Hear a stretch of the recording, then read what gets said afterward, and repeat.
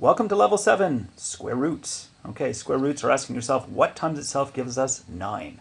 Okay, and 3 times 3 is 9. So the square root of 9 is 3. Now this one's a little trickier, the square root of 3,600. Now we know the square root of 36 is 6. Okay, and then all you have to do is just half the number of zeros. So 60. Okay, that's a quick shortcut. Anything that ends in a whole bunch of zeros you can do this with. All right, 64. 8 times 8 is 64, so 8. What times what is 16? 4. What times what is 100? 10. Okay, that's it for square roots. You're just looking for number times itself.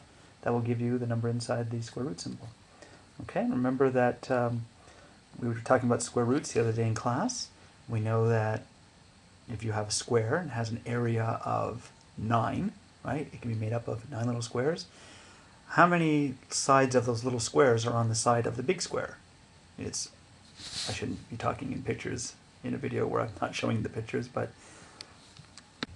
okay, so here's what I mean. If you have an area, if you have a square and it has an area of 9, okay, this has an area of 9. 1, 2, 3, 4, 5, 6, 7, 8, 9.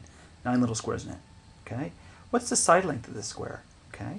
So it's got how many little sides on it? It's got 3. Okay, so the side length is 3. So the square root, the root of the square is the most basic part of the square, which is the side. Okay, so if this little guy is a 1 by 1 square, its area is 1. 1 times 1 is 1. Okay, this guy has, the length is 3. Okay, and this length is 3. 3 times 3 is 9. So we've made, if the side length is 3 and the side length is 3, the total area is going to be 9 little squares. Does that make sense? All right, so the square root, the most basic part of if you have a square whose area is 9, what's its square root? What's the basic part of the square? It's the side of it, so the square root is going to be 3. That's where the word square root comes from, by the way. Okay, so here we're asking ourselves, what times itself gives us 100? So it's 10. Okay, now if you want to use that trick again, you can say like the square root of 1, like I take the non-zero digits, the square root of 1 is 1, and then half the number of zeros, 10. Okay. Now this one, look at this one. Okay, notice it's always an even number of zeros, first of all. Here I have 10,000. So I take the square root of the non-zero digit, which is 1, and then half the number of zeros. Okay, so it's 100. Square root of 16. 4 times 4 is 16. What times what is 16,000?